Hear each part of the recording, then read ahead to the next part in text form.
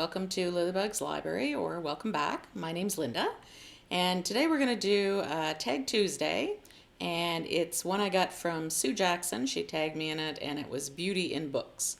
So we're going to take a look at that one. And a little clip of Dudley here. As you can see, he's probably not going to be joining us today. He's in the middle of his nap time. So we're going to take a look at that one. And a little clip of Dudley here. As you can see, he's probably not going to be joining us today. He's in the middle of his nap time.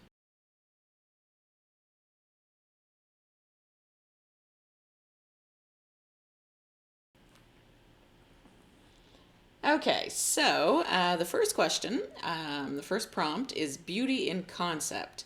And these are all very short prompts without any explanation. So I don't know if I'm doing it right, but I think I am.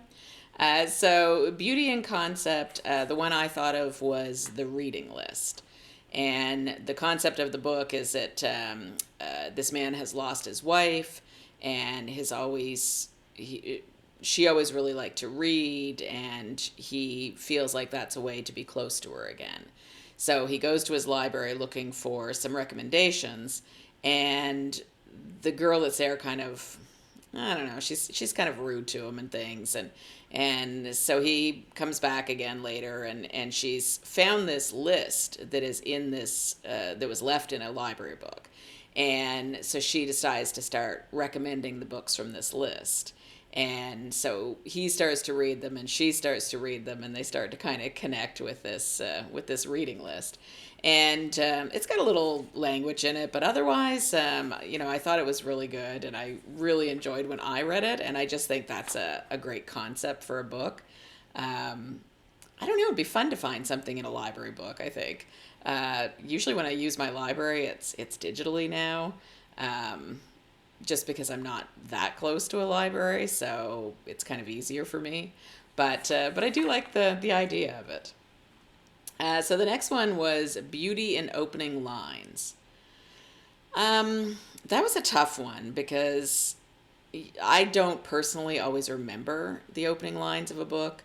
So, I kind of cheated a little. I Googled it and I kind of looked it up and looked at different opening lines, and the ones that they list are either books I haven't read or books that I don't know if it's a good opening line, really.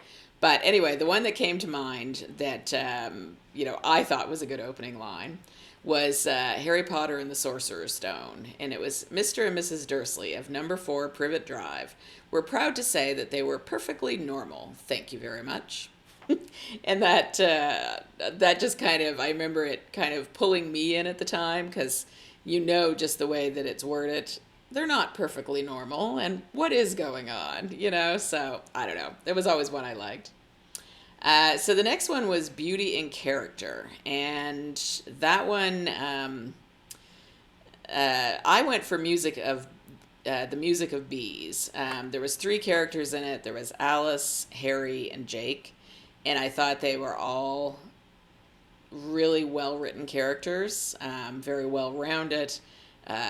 You really get to know each of their backstories. You get to know why they like each other, how they got connected, and their fears, the things that really make them tick. And I just thought it was a great character-written story, so I really enjoyed that one. So the next one was Beauty Amidst Pain. That was an interesting one as well. So so hard, like when you read a lot, it's hard to pick just one for some of these things, but I picked Kindred. So this one was by Octavia Butler, and it's a black female hero, and she goes from one timeline to another. So I guess I could have used it for another prompt, which is beauty in time. But I used it for beauty amidst pain because she comes from a time that I think it was like I want to say 70s or thereabouts. I'm not really sure exactly what her actual timeline is. But then she ends up going back to the time of slavery and has to deal with all of that back to when I believe it was her great great grandfather that was alive then. And she goes back to that time, and she has to deal with racism and sexism and white supremacy and being beaten and treated like less than a person, and so much pain, not only for her mind and her body just going back and forth between time. She also knows that, or she feels that she needs to keep her great great grandfather alive, because obviously if he never makes it past that point in time, she will never have been born.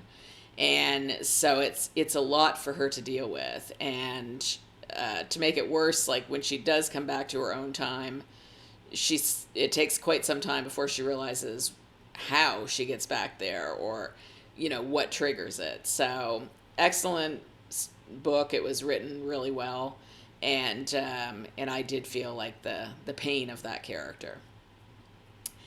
So the next one's maybe a bit of a outtake kind of thing, but it's Beauty in Incompleteness, which was an interesting prompt, I guess. I chose one that was fairly local. It's Lost and Found in Lunenburg. So it's about this woman who lives in, she lives in Halifax, and she has been married over nearly 20 years, and her husband ends up passing away unexpectedly. And she doesn't really know what to do with herself. She feels incomplete. She feels like that was where her identity was. Her identity was with, her husband and her children, and she has, I think she had children anyway. Her husband, I know. No, maybe it was just her husband. So it was her and her husband and a couple of dogs. And so she does have a family nearby in Lunenburg. So she ends up deciding, okay, I think I'll go to Lunenburg, and I'll grieve, and I'll, kind of find myself again. So that's what she decides to do. And when she gets there, her friend Wendy lives there, and Wendy runs an adult shop and wants her friend Rose to take it over. And Rose is appalled. She's like, I don't know anything about this. I can't run this kind of shop. Like, what are you thinking? But eventually her friend kind of talks her into this, and she starts to discover things about herself, things about the people in Lunenburg, and starts to kind of live again. But initially, because she'd been married so long and was close to her husband, it was very difficult for her. So that one was good. And then Beauty in Place. So that one, I chose the Dubrovnik Book Club. So it takes place in Croatia, in this town called Dubrovnik.